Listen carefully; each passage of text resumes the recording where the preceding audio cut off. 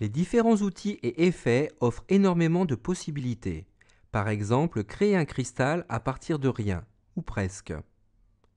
Avant toute chose, je clique sur les petits carrés du sélecteur de couleurs de la barre d'outils afin de sélectionner automatiquement le noir en tant que couleur de premier plan et le blanc en tant que couleur d'arrière-plan.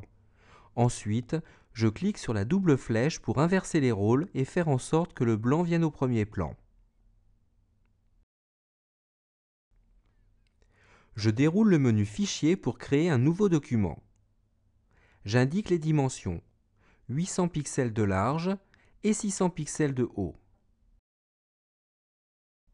Une résolution de 75 pixels par pouce fera l'affaire. Je déroule la liste Contenu de l'arrière-plan pour sélectionner l'option Couleur d'arrière-plan, donc du noir. Je clique sur OK pour valider. Ensuite, je clique avec le bouton droit sur l'outil Rectangle de sélection pour accéder à l'outil Ellipse de sélection, que je sélectionne d'un clic gauche. Par cliquer-glisser, je trace un cercle de sélection de taille moyenne au centre de la zone de travail.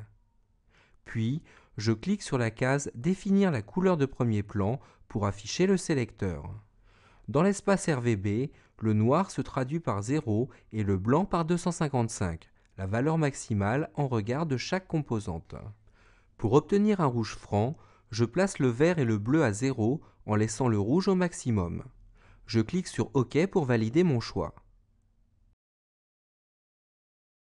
Pour remplir la sélection, donc mon cercle de rouge, je vais utiliser le pot de peinture qui se trouve dans la même famille que l'outil dégradé. Avec le pot de peinture, il suffit de cliquer dans la sélection active pour la remplir avec la couleur de premier plan. Pour transformer le cercle en cristal, je déroule le menu Filtre et dans la catégorie Esthétique, je clique sur Extrusion. Dans la fenêtre de réglage, je choisis une forme pyramidale car mon objectif est un cristal. Je définis la longueur, 15 pixels, et la profondeur, 255 pixels.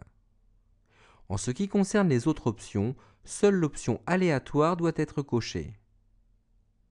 Dès que je valide, le cercle rouge se cristallise. Je déroule le menu Sélection pour désélectionner la sélection active. Puis, je reviens dans le menu Filtre et j'active de nouveau les commandes Esthétique et Extrusion.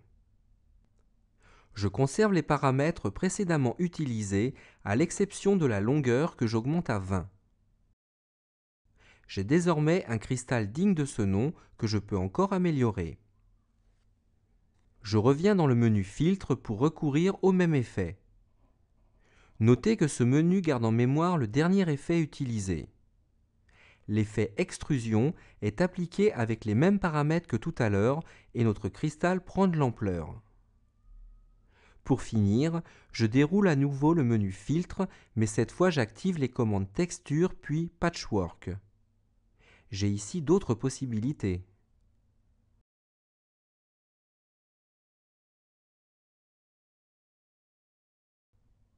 Revenons au Patchwork.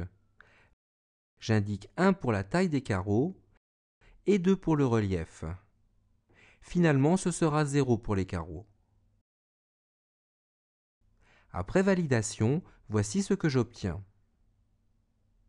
Finalement, j'annule cette opération depuis l'onglet Historique en cliquant sur l'intitulé de l'opération précédente, ici la seconde extrusion. De la même manière, je peux revenir au résultat de la première extrusion.